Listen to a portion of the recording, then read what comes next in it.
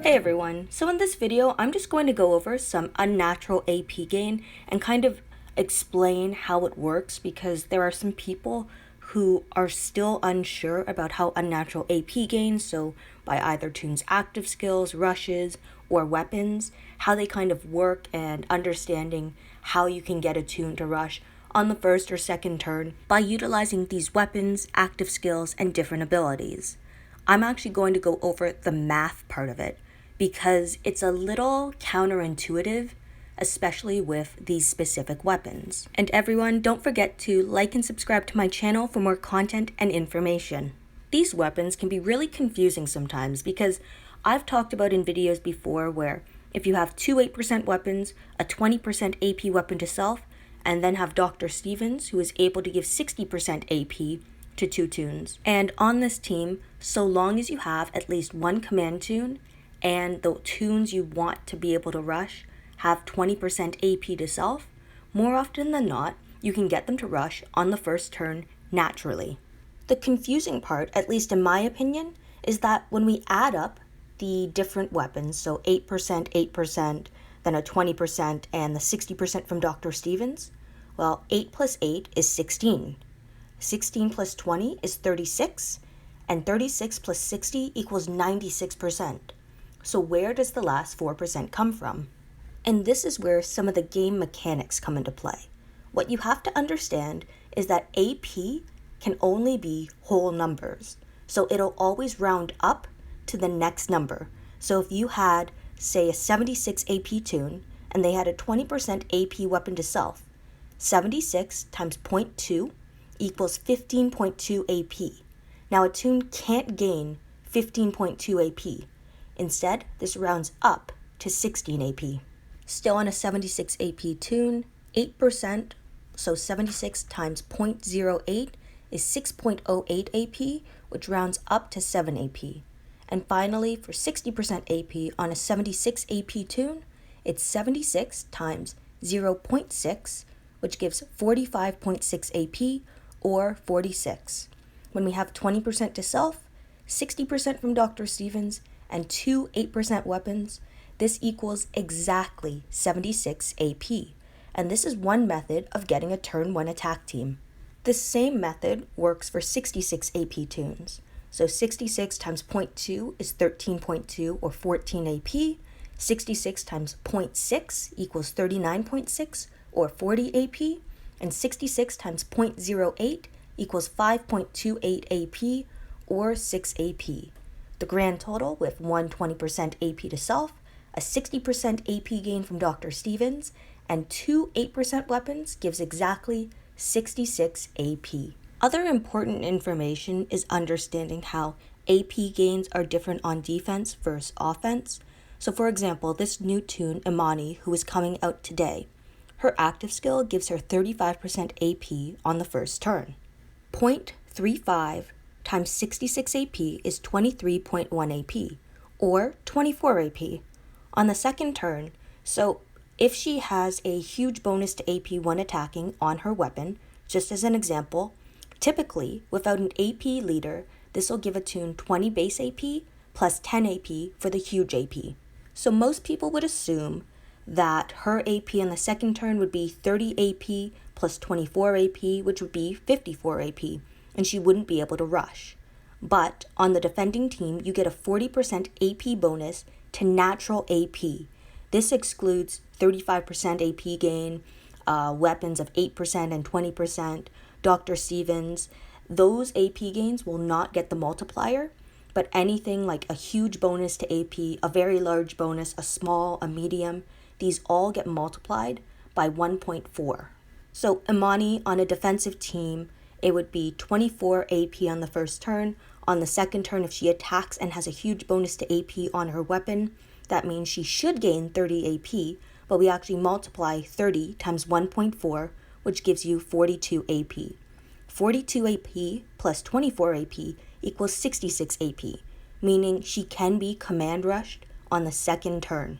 And just to show you what I mean, because I don't have Imani currently, I just want to show you in this example where Michelle can give 35% AP to two toons on her active skill, and we see Camilla has 42 AP even though Kapoor is obviously not an AP leader.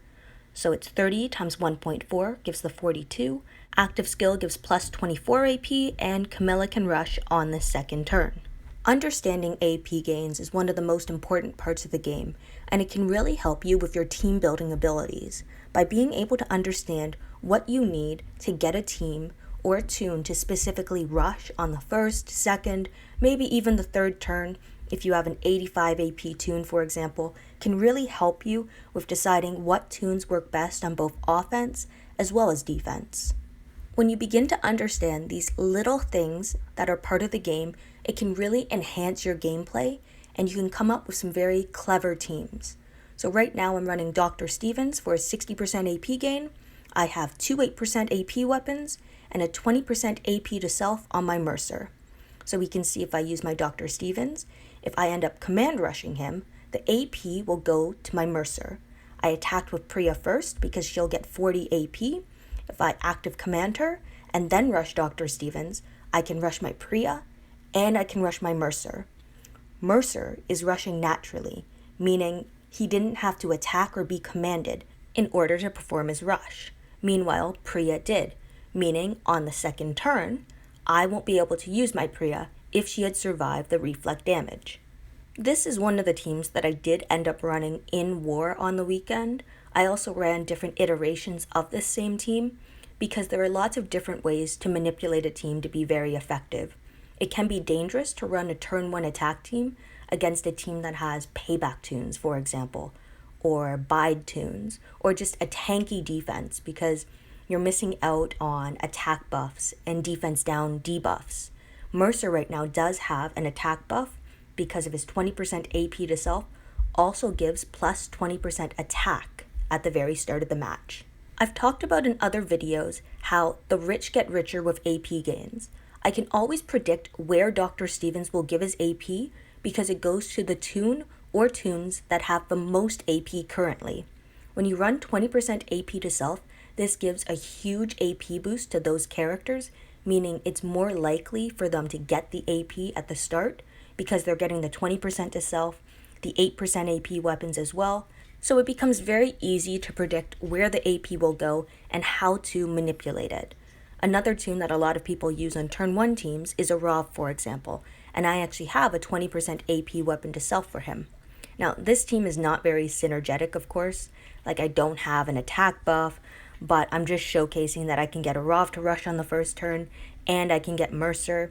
A lot of people who run a team like this end up using Blue Baby Carl or Harrison, even Zoo, because they give a huge bonus to AP when attacking to blue and yellow toons, which, to be honest, isn't needed in a turn 1 attacking team that doesn't rely upon attacking first and commanding to produce damage. The biggest thing is that they give plus 40% attack to all blue and yellow toons. You can also get away with this with some 5-star toons as leads, because if an enemy has a bunch of yellow toons or a bunch of red toons or green or blue, there are different 5-star leaders that can give you a plus 45% attack buff against melee toons or against alert toons. And although a lot of people will kind of recoil at the thought of a 5-star toon, there are many great 5-star toons that you can use. And even for the positions of Maggie and Nick, you just need a yellow commander or green Commander Rick because they just need an 8% AP weapon, or you need Dr. Stevens to have an 8% AP weapon. You should also consider the organization of your team. So in my case, my Dr. Stevens has a team player weapon, which gives plus 15% attack, as well as plus 35 crit chance. So this is actually ideal in this position because it affects both my Priya as well as my Arav. This is another iteration of a team where Princess now has the 20% AP weapon to self. I'm still having to command rush my Priya, so I won't be able to use her on the second turn, of course, but my Princess can take out a line, which is pretty effective. Now, the downside for sure is that I don't have enough attack to actually take out really tanky defenses with this team at the moment. I would definitely need to have some other team player weapons around, some boosted attack, develop weapons a bit more, but it can be quite effective against attack leads. Anyway, thank you everyone for watching and listening to my video.